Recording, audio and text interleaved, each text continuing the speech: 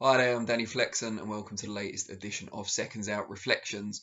We're here every Monday at 4:30 p.m. to look back on the boxing action of the weekend, and there sure is a lot to reflect upon from the weekend just gone, not least the fact that we have a new four belt, I'm not going to say undisputed, but four belt lightweight world champion in Teofimo Lopez, who outpointed against the odds Vasyl Lomachenko on Saturday night in the US. Very compelling fight, not kind of a barn burner necessarily. It wasn't consistent action throughout the 12 rounds, but absorbing. You couldn't really take your eyes off it. Never less than watchable, and just an excellent performance from Lopez. There's so much to unpack, but what I would say is that out of the five kind of most likely outcomes of the fight, so either fighter winning on points, KO, and a draw, I think that what actually occurred, Lopez winning on points, was the least predicted out of those five. I think most people felt that his size, strength, and power could possibly be too much for Lomachenko, up at 135, which he's been there for a while, but really his natural weight's a bit lower, and he might get a stoppage or a KO, Lopez that is. Or Lomachenko would outbox him, use his skills and his angles and his footwork to get the job done against a less experienced opponent in the 23-year-old Lopez and come through on points, or maybe via late stoppage. I saw a few people predicting that in Lomachenko's favour, but it didn't turn out like that at all. Lopez won clearly in my view. I had it 8 rounds to 4. My scorecard was identical to that of Tim Cheatham, who was one of the three judges. The other two had it wider in Lopez's favour, but Cheatham and I both had it the first 7 rounds to Lopez. Lomachenko taking rounds 8, 9, 10, and 11, so that 4 in a row, and then Lopez reasserting himself just to make sure in that final round for an 8 rounds to 4 scoreline of 116 at 112. The other two judges, as I say, had it wider. I've seen a few people saying it's a draw, 6 rounds apiece, which I could kind of justify because I think rounds 7 and round 2, which I gave both to Lopez, as did Tim Cheatham, as did the other judges as well. They were closer rounds, and I could see some justification perhaps for giving them to Lomachenko, although I didn't ponder on it for too long. But 6 rounds all is the absolute most you could give to Lomachenko. There's no way, in my view, he won that fight. As I said, I had Lopez 4 ahead. And it was just a very interesting fight. A lot of people saying Lomachenko didn't start early enough, and indeed for me, Lopez swept those first 7 rounds. So it kind of vindicates that viewpoint. But I think the reason he didn't, or at least the main reason he didn't start early, was because he wasn't allowed to. Thought Lopez, given this was his first kind of mega fight, obviously he came in as world champion, having destroyed Richard Commey, but this was against someone that was in most people's pound-for-pound top 3, if not number 1. Even though there were no fans in attendance, he knew that it was the biggest fight of his life at a tender age. He came in, boxed an incredibly disciplined fight, especially early on. Took centre ring right from the start, pumped out his jab, and it wasn't always to land. Pumped out the jab, feinted with his hands and his feet, head, body, just took whatever he could get. He was happy to land to the chest, to the arms, when he couldn't land to the head. Lomachenko's head movement, upper body movement, typically excellent. But he did land plenty of times, followed up those jabs with the right hand, but sparingly. He didn't overuse it. He knew there was a long fight to come. He didn't expect to get Loma out of there early. Stayed disciplined, didn't get greedy, took what was there. Right hand to the body, straight down the pipe. That was effective for him throughout the fight, but especially early on. And Lomachenko, defensively, was very responsible. Moved his head well, ducked in and out the shots, got the angles, but was reluctant, it seemed, at times to throw off those slips and moves. And that's mainly, I think, because he was wary of getting countered, because Lopez was very fast. Although everyone talks about his power and his strength and his youth in the build-up, he fought a very intelligent fight, and his hands were fast. And I think that helped a lot. His footwork was good, not as good as Loma's, no one's is, but still very good, very adept. He didn't look out of place at all in the fight, as a lot of people predicted he might. So yeah, I think Loma got himself into position to counter effectively at times, but he was wary of then getting countered in his own right by Lopez, who showed fast hands. The right uppercut especially was a weapon, not just in terms of landing it as Loma came in and kind of ducked and weaved to get inside the long arms of Lopez, but just threatening it, I think at times dissuaded Lomachenko from coming in. I think he felt the power of Lopez quite early on. Maybe round 2, I think there was a right hand that landed that seemed to shake him a little bit. And I think after that, he was more wary of coming in, wary of how sharp and snappy those counters were from Lopez. I think once it got to round 8, 7, 8, when Lomachenko started to make his run, I think the sting had come out of Lopez's shots to an extent. He was starting to tire a little bit as well, so he wasn't quite as fast with those counters, and that gave Lomachenko more opportunities. And he took advantage of those for a 4-round stretch or a 5-round stretch, depending on how you scored it. He came forward more, he threw more punches in bunches rather than single shots, and he was able to stay in the pocket more. He wasn't as threatened by the power and strength of Lopez at that point, so he was able to stay in the pocket more, weave under and around shots, and land more of his own in clusters. And he was very effective in doing so. And he must have felt the momentum with him. But he never looked close to stopping Lopez. You know, he couldn't hurt him. He was the naturally smaller man. And by the time he was having his most success, I think they were both starting to tire a little bit as well. But then it got to round 12.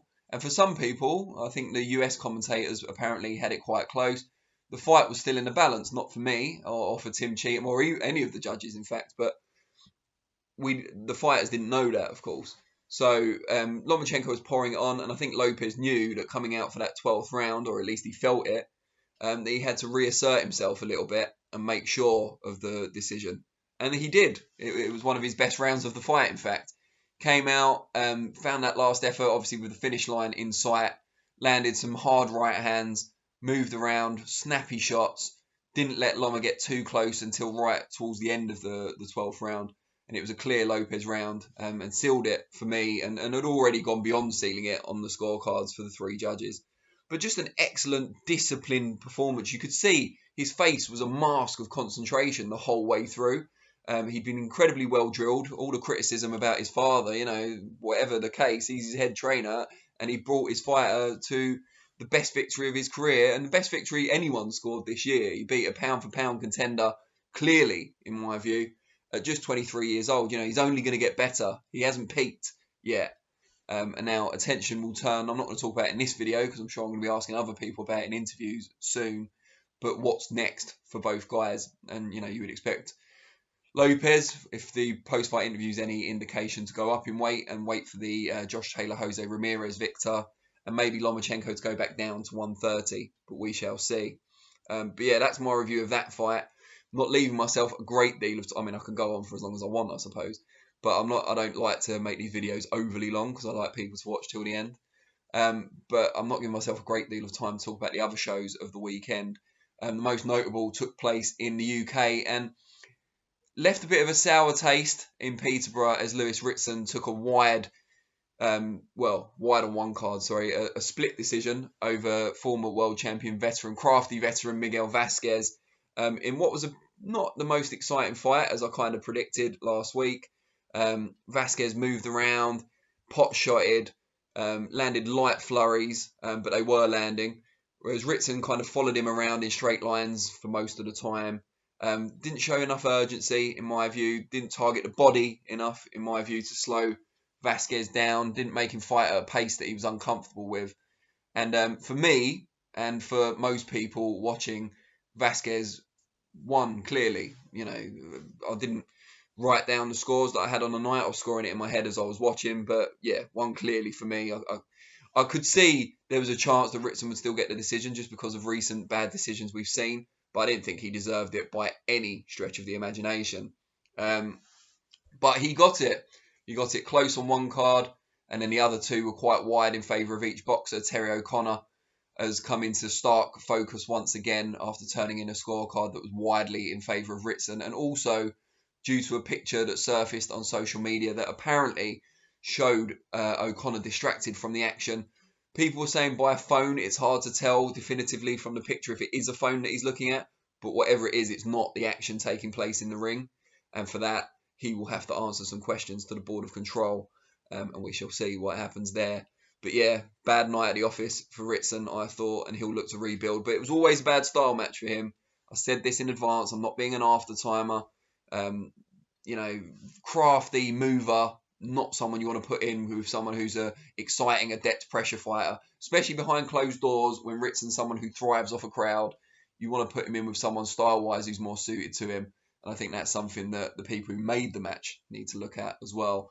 But for Ritson's part, he doesn't score the fights. You know, he'll look to improve from that performance, and we shall see what happens. Also on the undercard, there was a lot of surprise results as well, not just ones that should have been surprise results. Joe Laws was knocked out by Ryland Charlton, fellow unbeaten, but wasn't expected to win. He looks an exciting prospect that we'll be watching in future. Kez Ashfaq lost to his former gym mate on points in Mark Leach, who turned in a really good performance. And I hope that even though this was a British eliminator at Super Bantam, I hope Mark Leach drops back down to his natural weight at Bantam, where he's a real force. You know, he showed that he can compete at British level, you know, well at Super Bantam, but at Bantam he could go really far. So I hope he drops back down. But congratulations to him, of course. And what else did we see? I'm trying to remember the card now. Yeah, so Joe Laws lost, which was a bit of a surprise. And we also saw Mark Leach won the upset. Oh, and the draw. That's it. Thomas Asomba pulled out a surprise draw. Most people thought he'd done enough to win against the 29-0, well now 29-0-1 Thomas Patrick Ward in what was a really intriguing fight before it went to a technical decision after, I think, 8 rounds. And, well, the bell had rung for the 9th round, so they had to score it, even though it didn't really happen. So I think everyone scored that 10-10. But yeah, it turned out to be a draw on the scorecards after 8. Would have been interesting to see what had happened if it had gone the full distance. I don't think there'll be a rematch. I don't think Thomas Patrick Ward needs that. He's highly rated by 2 well-governing bodies. But Somba, after losing clearly to Sonny Edwards, and credit to Sonny Edwards because it looks even better now, Somba will be buoyed by that. Probably a bit higher than his natural weight. Fought Edwards at super flyweight and then came into this one at super bantam. So maybe he should settle at bantam. And yeah, if he gets the right fights, maybe he can make another run. Former Olympian, very underrated. But I thought Thomas Patrick Ward should have won it easily on paper pre-fight. But that's why they fight the fights, and fights aren't fought on paper. But yeah, so a very good card actually. Ended on a sour note, as I've said, with the Ritson decision. But the undercard was really, really exciting. Ellie Scotney made her debut as well. Looked really fluid and composed for a professional debutant in dropping and outpointing Beck Connolly. A lot of people excited about her now and her development after watching that.